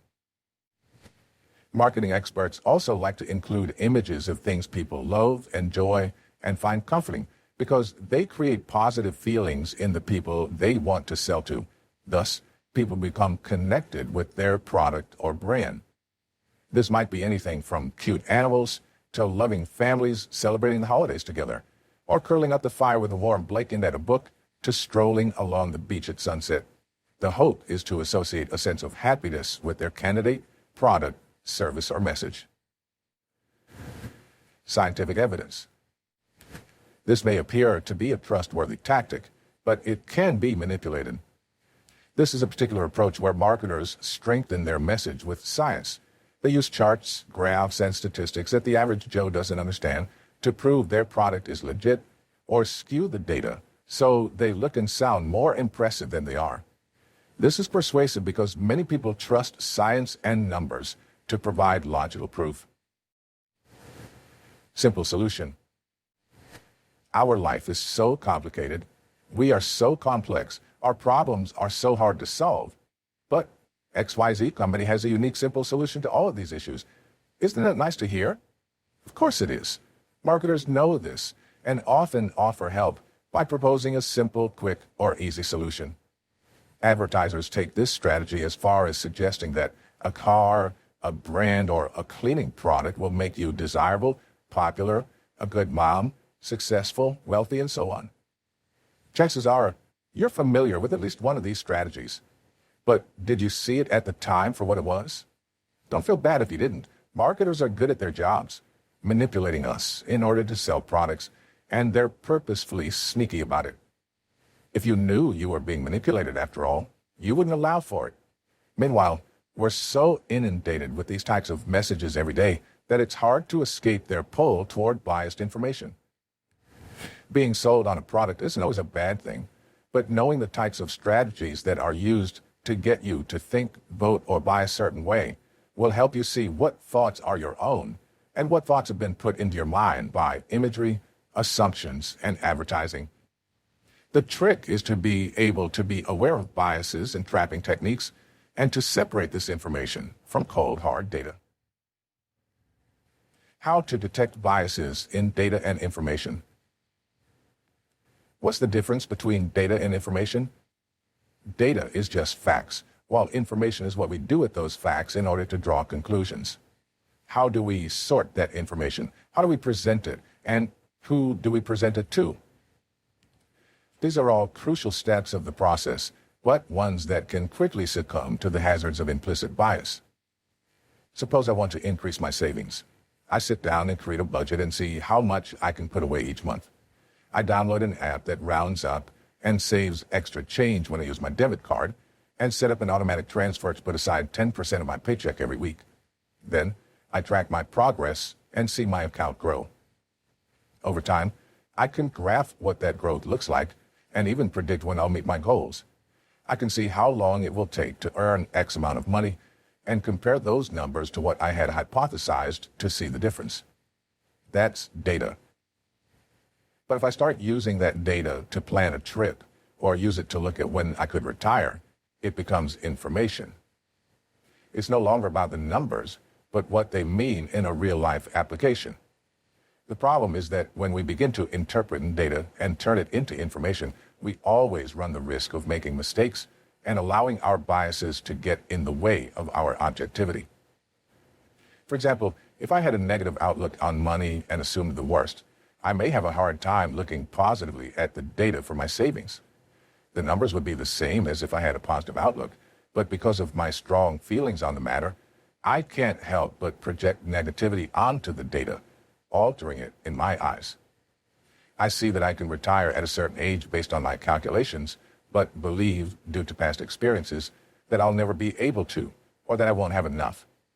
This feeling isn't based on anything scientific or factual, but is hard to resist nonetheless. Data can just as easily be skewed by our prejudices before it has been concluded. For example, if I tracked my savings but didn't factor in my expenses, it would be an incomplete picture of my total finances and wouldn't allow me to draw accurate interpretations. If we don't catch these types of mistakes, we'll end up following through and coming to verdicts that can't be relied on. I may determine that I can retire even earlier than I expected. It would be based on facts and would add up mathematically. But if I had not factored in my expenses, I would eventually find that this number would not be accurate. Unfortunately, there's no way to completely escape or eradicate our biases. They're annoying, but they make us human. We can, however, work to minimize them with our critical thinking skills. Kahneman comes up with several questions we should ask when we're presented with information to identify whether biases exist, including when we present them to ourselves. What might be the biases of the people presenting an idea or recommendation? Some of the most common are that they might be overconfident, have a strong connection to past experiences, or be concerned with their own self-interest and well-being. Are those making a recommendation passionate about what they recommend? Chances are high that they are, otherwise they wouldn't recommend it. But this favoritism for the product or service can skew their perspective. Did people reach a conclusion just because that's what the others in the group decided and they wanted to fit in and go along with the group? Or were their dissenting opinions also discussed and considered? Kahneman believes that decision-making should not be left up to chance or even to your own devices. Your best odds are to assemble a team of people who are willing and able to challenge each other to take in differing viewpoints. Whether at work, in life, or both, surrounding yourself with yes men will do you no favors. Instead, try to bring together those who won't be afraid to stand up and speak their mind, especially those who have different experiences than yourself. Having these people on your side would be the greatest way to bring awareness to your biases and keep them in check. Minimize the impact of your biases. It's almost impossible to completely eliminate biases, but you can minimize their impact. The first step is to get to know what your cognitive biases are and when they become a part of your thinking. Come to terms with the effect they have on your life, your outlook, and your decision-making abilities. Then, you need to work hard to combat the natural instincts your predilections produce by reminding yourself often of why you hold those beliefs and what evidence backs them up. This will be a constant and ongoing process that must be revisited every time you make a decision. Biases are tricky things, and if you turn your back, can sneak up on you and make themselves at home without you even realizing it. Self-awareness or metacognition is your greatest tool against letting your learnings hold you back. Easier said than done, but it would be worth it to more deeply understand how your mind operates and will allow you to process and comprehend information more efficiently. The next best strategy is to ensure that you're careful to take an evidence-first approach. You can help yourself do this by partaking in habits like keeping a journal, so you can have a record of events as they happened rather than relying on your memory, creating psychological distance by removing yourself from judgments, and ignoring how others may be feeling about you, and by being open to other outcomes and opinions, even if they go against your own. Reflection. Are you ready to take on your biases? Take a moment to ask yourself the following questions, being honest with yourself. Really mull them over rather than providing a fast-thinking gut response. Why is it beneficial to develop critical thinking skills? Are they necessary? What rewards and challenges can you expect? Are you willing to put in the necessary time and effort? Is it something you're ready to commit to? Are you ready to start combating the barriers to critical thinking so that you can overcome them? Do you realize that this is a lifelong process and that you will always be a work in progress, constantly trying to improve your skills? What steps do you need to take to begin developing your critical thinking skills? Will you be able to communicate with people who aren't critical thinkers and whose barriers prevent them from participating in a respectful and meaningful discussion? Or should you not even try to communicate with them? How should you react when a lack of critical thinking skills is evident in your friends and family, colleagues, the media, or other settings? Now, take a look at my bias detection worksheet. Whenever you're about to make an important or not so important decision and you have a choice in mind, double check your hidden motivations. Use it as a practicing tool to explore and assess yourself and your biases. We all carry our biased baggage with us wherever we go. Our preconceived ideas are a part of us we must accept. But if we're going to come to a deeper understanding of things in life, we'll have to acknowledge the baggage we carry and be willing to check it at the gate when it's too heavy for us to bring aboard a discussion or debate. Only then will we be unburdened enough for us to fly and learn new ideas. Overcoming biases is difficult, but it is worthwhile. It will allow you to have a more open mind, meet new people, and improve your relationships. Without them holding you back, you'll be able to achieve your personal and professional goals, make informed decisions, and experience a greater sense of purpose and satisfaction.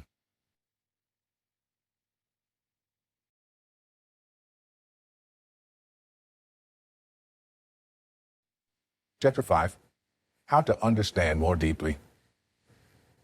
Edward Berger and Michael Starbird, authors of The 5 Elements of Effective Thinking, believe that any subject or concept, no matter how complex they are, is just a combination of a few simple core ideas. The fundamentals always govern concepts all around us. This may seem overgeneralized, but think about it. Anything you learn comes down to just a few basics that made up your early education. Whether it was learning your sight words and multiplication tables, or how to ride a bike as a child, it opened up a whole new world. Suddenly, reading and math weren't so difficult and didn't take so long to work through. Riding a bike became as easy as, well, riding a bike, and created a whole new sense of freedom and mobility. But it all comes back to those core concepts which laid the foundation that enabled you to do more and more wonderful and challenging things as you continue to learn and grow. Once you've mastered the fundamentals, you'll find yourself leaning on those core concepts as you're presented with more difficult stages. This is true no matter the skill, whether you're learning to drive or cook or studying quantum physics. These skills will never leave you. They'll continue to be there to help you build and expand on your knowledge and abilities. In a way, this is like leveling up in a video game. The tutorial you have in the beginning may be simplistic, but it teaches you what buttons to push. Without that lesson, the rest of the game would be impossible. Those buttons are the core of everything you do in the game and will never change. The game doesn't get harder by adding more buttons. It merely asks you to use them in new ways. Mastering the combos is a matter of putting those button presses together in the right order and with the right timing. At each level, you'll be asked to get a little bit more out of those series of presses and clicks, building off what you did in the previous round until you get better and better. And eventually, those same buttons will bring you to victory. At that point, the simple press A to kick is second nature, a small part of overall mastery and competency. When you start to look at your abilities in these terms, advanced study becomes a lot more manageable and less intimidating, giving you more confidence to take on challenges. You'll know what you need to succeed. You just have to put the pieces together in the right way. Similarly, the key to approaching a complex concept is to break it down into more manageable parts and steps. Work on the simpler concepts and then move ahead to the more difficult aspects in order to gain a deeper understanding. This begins with figuring out what's really important. Home in on what the point of it all is, the heart of the matter, and put the other bits aside that could distract you so you can focus on just the core pieces of the problem. Master the basics and don't allow the rest to overwhelm you. After you become familiar with these fundamentals, then you can bring the other stuff back in. That doesn't mean you should just go and ignore the extras. If you do, You won't get a full appreciation, but compartmentalizing things so you can take them one at a time is much more manageable. This is like drawing. If you don't sketch out the shape of what you want to make an image of first, there's no use adding in color and details. You have to start with the basic shapes and work your way up. By doing this, you allow yourself to use your energy and attention on the heart of the problem when it's at its height, making you more productive. This method also allows you to see how the parts and pieces are connected and leaves more room for you to be creative. Breaking it up into steps also helps to make it feel like you're making greater progress, giving you more to check off your to-do list and allowing you to become more confident as you work away at it bit by bit. Starbird and Berger ascribe to the idea that brilliant thinkers are not born but made and developed through years of practice. They came up with specific core strategies that can be used to ameliorate our thinking skills. These techniques are ones we use in our daily lives without realizing how much they can impact us. But if we knew how to properly develop and build off them so they can be used in more complex ways, we would unlock a world of deeper understanding. In essence, these elements could be broken down into 3 simple concepts: make mistakes, ask questions, and allow yourself to think deeply. Make mistakes and ask questions. Many people fear making mistakes because they assume it reflects badly upon them, but mistakes are really just learning opportunities in disguise. When we make mistakes, we can use them for self-improvement.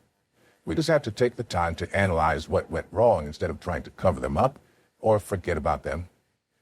Errors are merely a natural source of feedback, a way for us to find out where our perception is lacking and fill in the gaps. But they don't just point out what we're doing wrong. They can also show us what we're doing right. When properly dissected, failure can even be just as beneficial to helping us figure out the solution to a problem as doing something correctly. Michael Jordan is a great example of someone who interpreted this well. He could have easily looked at being cut from his high school basketball team as defeat and given up, but he didn't.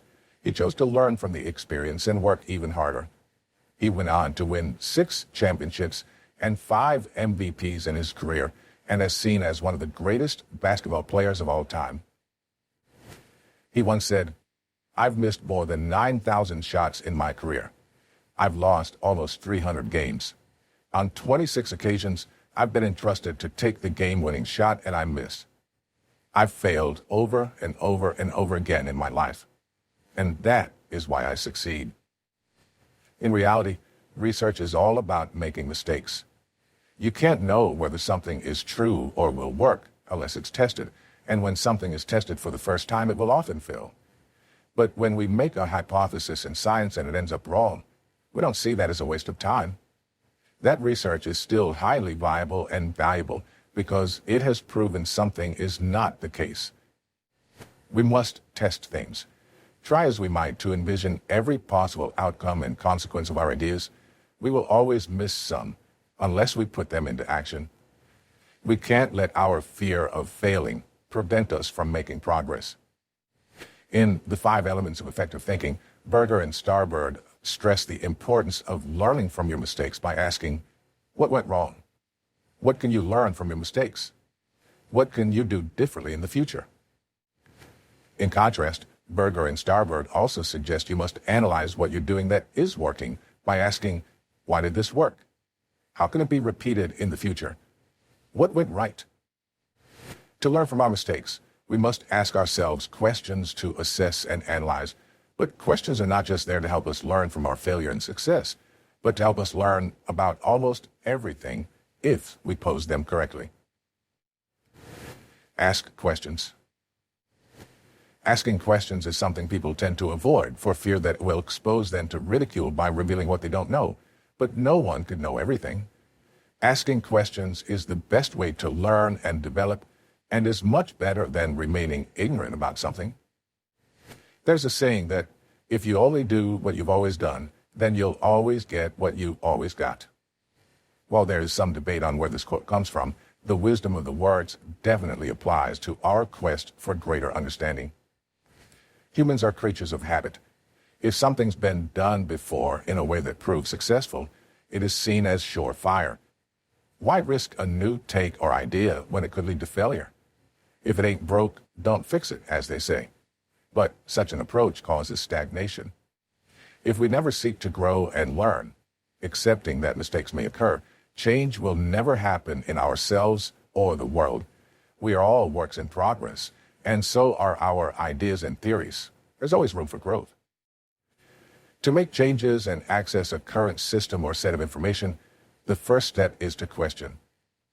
Just as Tarvis and Wade and Elder and Paul highlighted the importance of questioning and critical thinking, Berger and Starbird emphasized this skill as one of the core aspects of developing our minds. Likewise, they assert that assumptions should be challenged, whether they belong to us or others. In this case, challenging doesn't mean disproving or becoming hostile, but simply having what Wade and Tarvis would call a healthy dose of skepticism and curiosity. Asking questions doesn't mean you're unintelligent. It simply shows your willingness to learn new things. If people never asked questions, we would know very little. If Newton never questioned the falling of an apple from a tree, we may have never had the theory of gravity. If we had never questioned whether we could go into space, we never would have traveled to the moon. And had we never questioned what came before us, we may never have discovered extinct species like dinosaurs and came to the theory of evolution. You see, only questions can lead to answers. Many philosophers and great people of history are known for the discoveries they made from questions, especially Socrates, who was naturally apt at raising questions and even developed a process based on it called the Socratic method. Yet Socrates never thought of himself as having great wisdom. All he knew was that he sought it throughout his life. One thing only I know, and that is that I know nothing. He was always asking questions, far more than he answered, and he learned a lot because of it. Questions are the key to thinking critically, allowing us to gain a deeper understanding of ourselves and the world around us. However, it's vital to not only examine new ideas and information, but to also frequently evaluate older beliefs and convictions we already hold dear to make certain they're based on facts and evidence rather than feelings and biases. Asking questions in different situations. Questions are a huge part of critical thinking and are emphasized by both Elder and Paul and Tarvis and Wade. But as we discussed, asking questions isn't a simple task, it's an art. Without the right inquiry, we won't have the proper direction for our thoughts and can become lost. We may even find the wrong answer. Thus, depending on what we're looking for, our question should be worded differently to focus on the type of result we're looking for. If your goal is to remember, for example, you'll want to ask questions that will have answers that lend themselves well to memory, such as systems that involve lists or that focus on identifying, describing, or naming things. Like, what do we already know about this topic? How does what we're learning now fit in with what we learned earlier on? To understand something, you want to prompt yourself to interpret the deeper meaning by describing, explaining, or predicting an outcome, such as by asking, what does this mean? What might the result be if this or that happened? Can you summarize the core ideas? If you want to apply information you've learned to a new situation, you'll want to prompt yourself to demonstrate, hypothesize, solve, or implement by asking questions such as, what would happen if this changed? How could this be used in a different or new way? What is an additional example?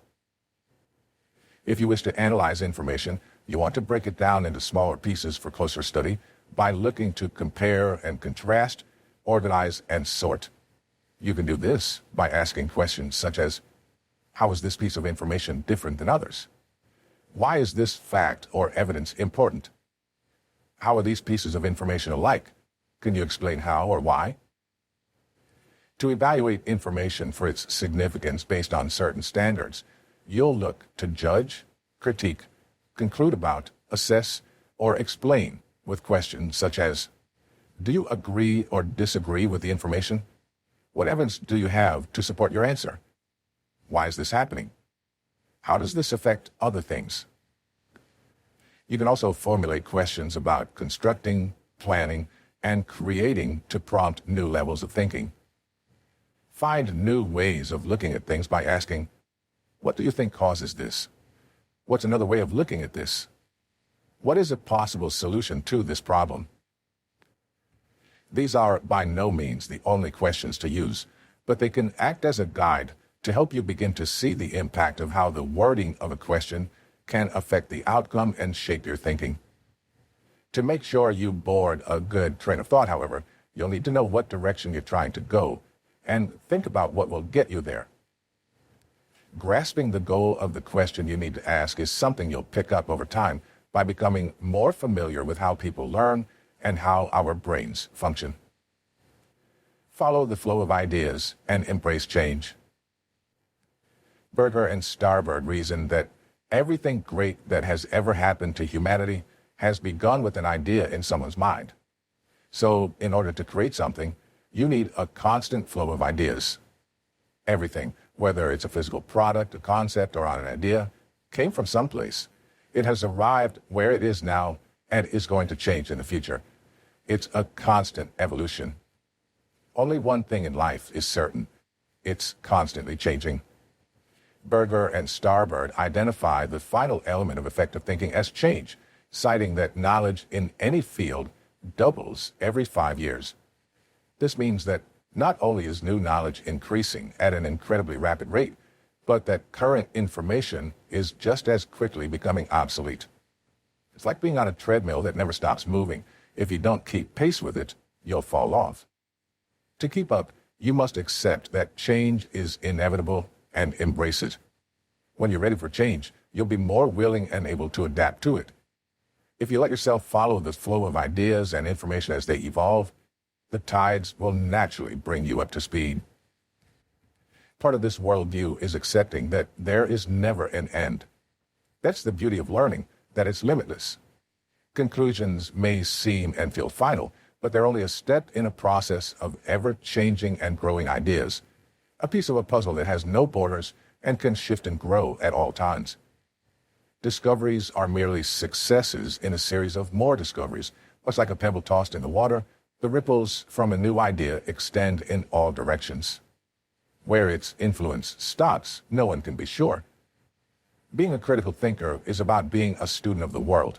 It's about overcoming our naturally occurring overconfidence and adopting a humble attitude. There's too much information out there for us to know it all or to always be right, so we have two options. Shut it out and pretend we're always correct while knowing deep down that it's not true, or open our mind to learning and risk being wrong. The former will allow you to avoid fessing up to mistakes, but the latter will allow you to evolve and grow as a person. If we don't continue to learn, we'll become stagnant and never grow or evolve. There's always more to be learned, but in order to learn it, you must be open to following ideas and never settling for the limits of your current knowledge, because there's always more out there. Discoveries will naturally occur if you're willing to accept new insights and evidence and seek to build off what those who came before you have contributed. Question and confirm their findings and then expand them to create new ideas of your own. As Thomas Edison once said, "I start where the last man left off." Many of life's failures are people who didn't realize how close they were to success when they gave up. When we know better, we do better. When we think critically, we gain better information. When we have better information, we can make better decisions. Taking in facts from a variety of sources and analyzing them leads to a deeper understanding, and being able to connect the ideas from various disciplines and sources makes discoveries much more likely. But all this starts with simply learning anything and everything you can.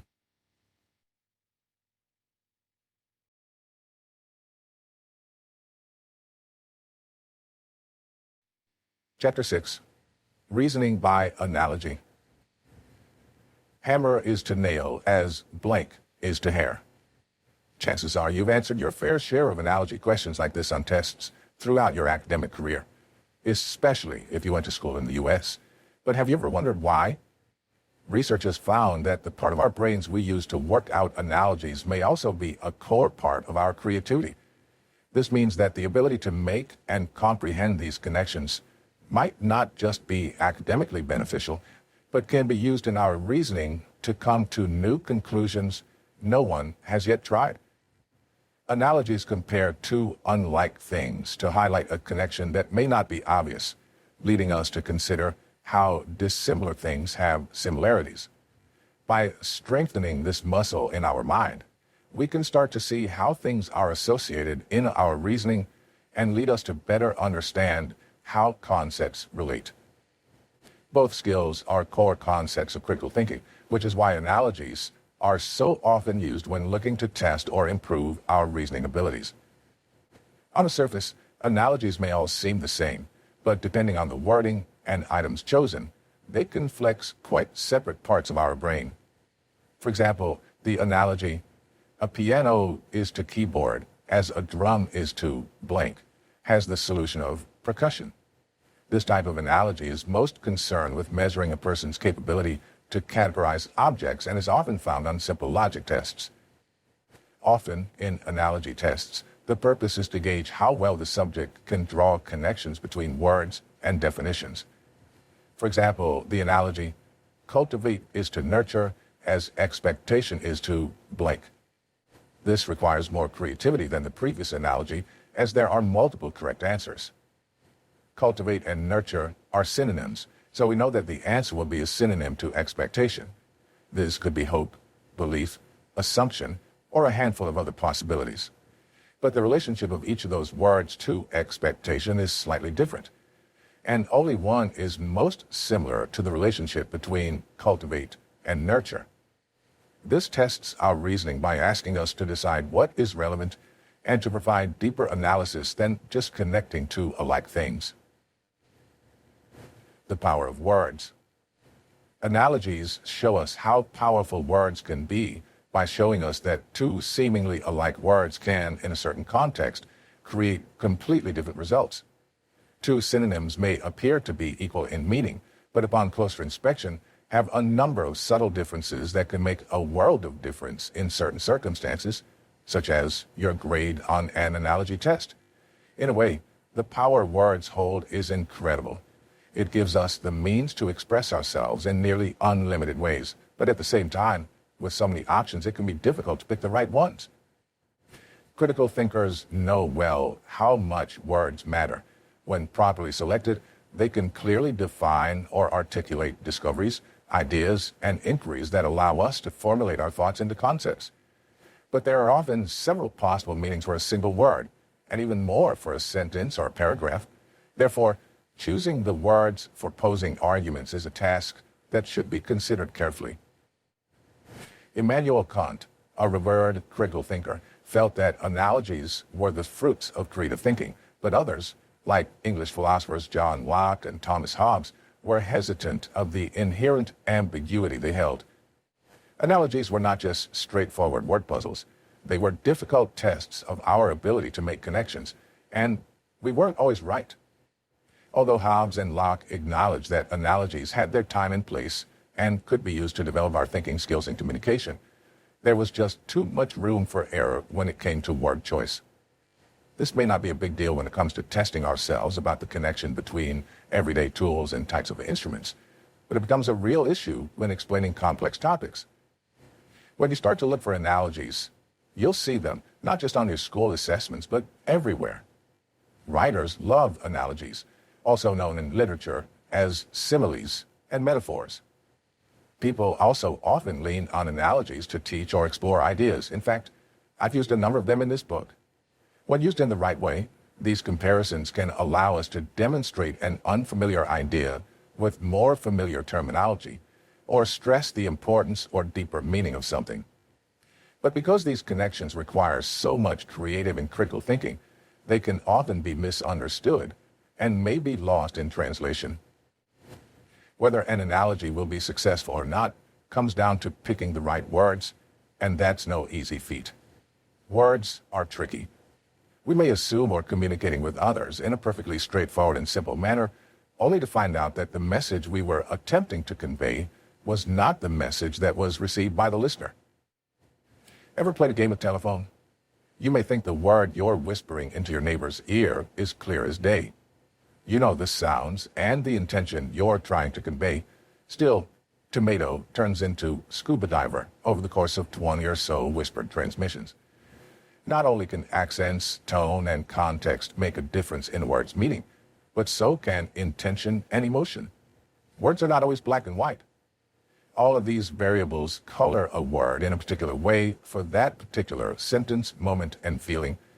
For example, yes is very different when expressed as yes or even yes, and is used very differently.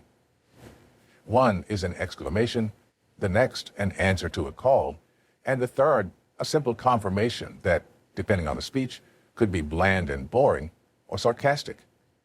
Yes is just a three-letter word, but can have a million meanings depending on the intonation it's expressed with. The history and context of a word can also be of great importance. For example, let's look at the word happiness. Happiness seems like a relatively simple-to-grasp feeling and word with a straightforward definition. Yet, Thomas Jefferson and the Founding Fathers felt so strongly about it that they included it as an unalienable right: life, liberty, and the pursuit of happiness. But what does happiness mean? And what does it look like and feel like? That we have the right to smile, the right to live with wild abandon? Some may say that the right to happiness means doing whatever the heck they want to do, as long as it doesn't make someone else unhappy, that is. Politically, that's called libertarianism. If I decide to populate my garden with ugly garden gnomes, why shouldn't I? It's not hurting anyone. This may make sense when it comes to things like your own garden, but having the freedom to do as you please could quickly get out of control. Destroying property, harming others, and stealing are just a few examples of unacceptable activities that the Founding Fathers did not intend to grant freedom to, but they weren't expressly stated, and can therefore be debated. Even a word as simple and harmless as happiness can be open to a variety of interpretations, lending to unintended problems. As critical thinkers, it is essential that we not only take into account the literal definition of a word, but also carefully examine the context in which it is used in order to determine the meaning behind it. Uncovering false analogies. Although analogies can certainly be helpful, they can also be used to manipulate us, such as through marketing. Advertisers don't use analogies in such a tangible way as we've explored above, but through imagery, feelings, and associations, making them harder to spot. They use these techniques to create a sense that connections exist between two unalike things that aren't related to each other at all.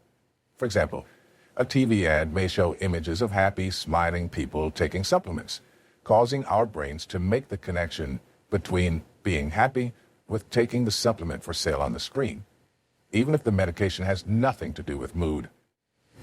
Luckily, once you understand the place of false analogies in daily life, you'll start to see through them. By improving your critical thinking, you'll start to naturally question how these connections are being made and whether they have a basis in fact or in false emotional feeling. Analogy in practice. Analogies aren't just helpful for explaining, but for discovering and experimenting.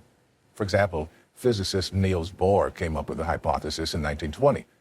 He stated that a subatomic particle may behave in contradictory ways at the same time, depending on whether or not it was being observed. He thought that these particles exist in every possible state at the same time, but when observed, and only then, are forced to take one state. In other words, he thought that subatomic particles simultaneously exist and don't exist. If that sounds like a weird concept to you, you'd be in agreement with Nobel Prize-winning theoretical physicist Erwin Schrödinger. In 1935, Schrödinger came up with a hypothetical experiment to disprove Bohr, which you may be familiar with. Schrödinger's cat tested Bohr's hypothesis by putting an imaginary cat, hammer, a bottle of poison gas, a radioactive atom, and a Geiger counter in a sealed box for an hour. The idea was if the atom decayed within that time, it would emit a particle that would cause the Geiger counter to trigger the hammer to break open the bottle of poison gas and kill the cat. Statistically, the atom had a 50-50 chance of decaying, meaning there was no way to know without looking in the box whether the cat was alive or dead. and there was an equal probability of either being true. Therefore, the conclusion was that the cat was both dead and alive at the same time, exist and not exist, because nobody could observe it and know it for sure without looking, yet no cats had to be harmed for the experiment to work. Incredible discoveries were made, yet no real experiments were done. Schrödinger and Bohr simply used their abilities as critical thinkers to answer their questions through the power of their own reasoning and the incredibly helpful tool of analogies. Reflection. Practice your analogy skills. Practice your own analogy skills by assessing these analogical arguments presented by the middle way society. 1. Cars are responsible for killing and injuring people just like guns. If you believe guns should be restricted because they're deadly weapons, then you should favor restrictions being placed on cars too.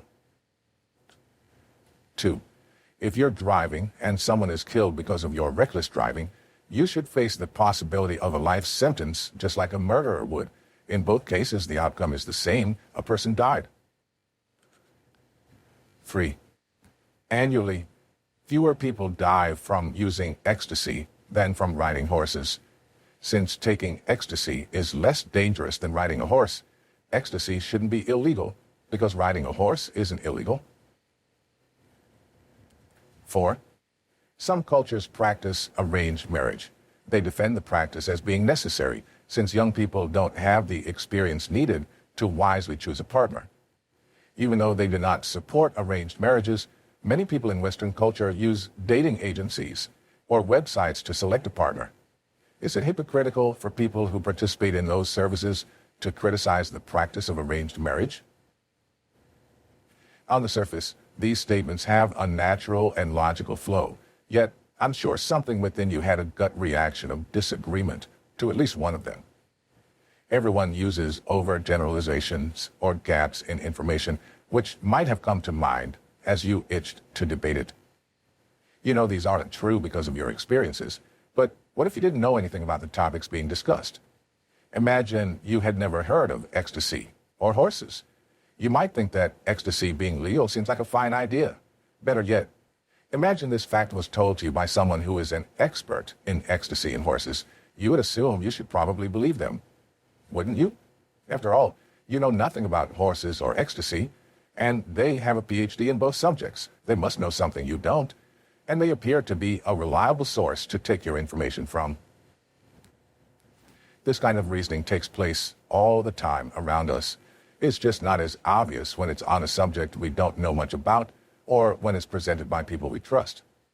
It's easy enough to fall into the trap of trusting this type of reasoning, but to avoid it, all we must do is ask someone else or look at further research and ask lots of questions, of course. Even if you don't know what ecstasy or horses were, if you asked, "What are those things?" and the expert told you that one is a drug and one is an animal, you might start to wonder how there could be a connection. You would almost immediately lose confidence in what you're being told and start searching for further resources. This is how we should approach most things in life, even when they're not so obviously incorrect to us.